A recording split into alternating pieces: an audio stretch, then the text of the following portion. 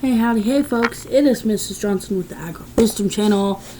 We're doing FFA lullabies again, so my little FFA babies can go to bed, because I'm going to bed, and I like to read sometimes when I go to bed, so. My next couple videos are probably going to be a big push to get Cattle Country Peter French by Giles French done. Because I started it for FFA Lullabies, and it's my first book for this series, and I just haven't quite finished it yet. And so we're going to read some, and I don't remember where we left off. So we're going to figure it out together, unless you've been watching all my videos, because someone told you to read the book. Okay, anyway, we're on page 118. In my version, called Settlers of Harney Basin. The railroad reached Ontario early in 1883. But even before that, men were coming into the Harney Basin looking for land. Many of these were farm lads from the middle border, used to growing corn and determined to make a start in a new country. Some even had money. The Harney Basin was strange to them, higher and drier and larger in perspective than anything in Iowa. They were willing to work and were good help on the ranches, but they wanted land of their own. Furthermore, they knew that the government was glad to give them 160 acres of land under the provisions of the Homestead Act of 1862. That act was hailed as a fine move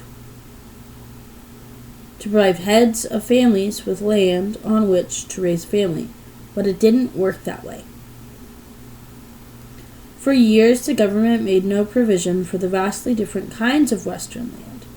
A quarter section in a fertile river bottom was indeed a generous gift. A similar estate on a barren prairie was a trap from which many did not escape. Many of the homesteads were not worth taking. They could not produce enough for a family, even with the heroic skimping done by most homesteaders' wives. Because United States industry could not absorb all citizens available for work, men stayed with agriculture, even though the price of farm products was low. Taking a homestead seemed a natural prelude to starting a farm. And an idle young man who had not exercised his homestead rights was considered something of a sluggard. Homesteading was not a remedy for social or economic ills, and no doubt it endangered as much misery as it allayed. But men in the East continued to hear of the fabulous valley at the foot of the Steens Mountain, where a cowman had built himself a great ranch, and they were curious and envious. They came to do likewise. Besides, after the defeat of the Indians in 1878, the Harney Basin was considered safe for settlers. The tribes had been dispersed to faraway reservations. Not everyone who took up a homestead did so because he expected to farm it, run stock on it, or even live on it. Not every homesteader was a prospective granger.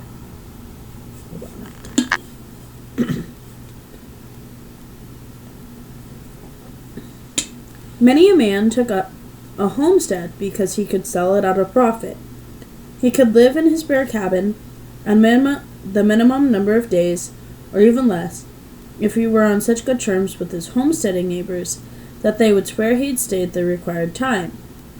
When he made proof the land was his as evidenced by a lithographed patent from the federal government. If he chose to sell the land, that was his own business. And sell it he often did.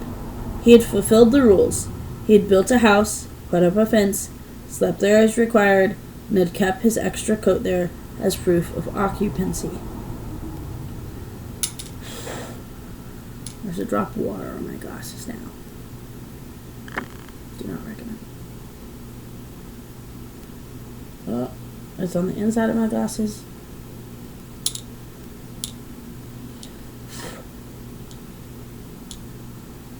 This is not really well. Anyway. Peter French purchased many such homesteads, some of them from men who worked for him. The record seems clear that he paid good prices for this land, and that is probably the only way he got it. Almost every large western ranch grew this way, and landowners were not criticized for their tactics. It was not illegal. Prior to 1880, there were only a few families in the south end of Grant County, other than those working for big cow outfits. Those who did not come into the country to settle wanted the fertile lands in the bottom. On the hills, there was seldom enough water to produce crops. They took up land along the Sylvies and pushed across the Narrows, or by Windy Point on the bottom of the broad expanse of land immediately south of Mulhare Lake. This was neither fenced nor surveyed, nor is it today, even today. The land was open for anyone, and it was fertile in spots. These settlers were especially welcome to the local merchants. In the 80s, there was hardly a western town that did not view the day when it would be a second Denver or Omaha, with stockyards and packing plants and factories filling adjacent prairies. There were difficulties, though. The best land was already claimed by stockmen who had been there 10 years or more and held title through use and priority. Nevertheless, merchants could figure, and for customers, they preferred 100 half-starved homesteaders to one big cowman and his outfit. Remnants of settlers' cabins can still be seen in sagebrush deserts that will not support a half-dozen cows on a quarter section.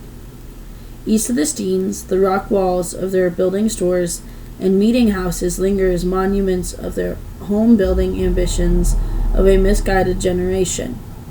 In their failure, homesteaders proved that Harney County is best suited to use by big outfits. The position of homesteaders, even along the lake, was economically very difficult.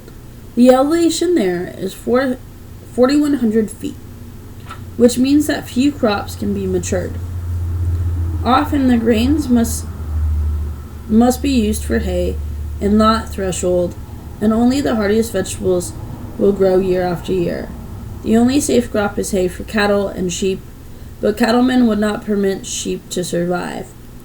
Furthermore, large ranchers had the range corralled, and somehow cattle with strange brands did not seem to do very well. Peter French was more lenient with the settlers than most of the stockmen, perhaps because he had more. He permitted their cows to run on the lower Blitzen meadows, as long as none of his cattle were taken out with them. As any big rancher knew, homesteaders did not like the taste of their own beef. French also gave settlers work when it was available.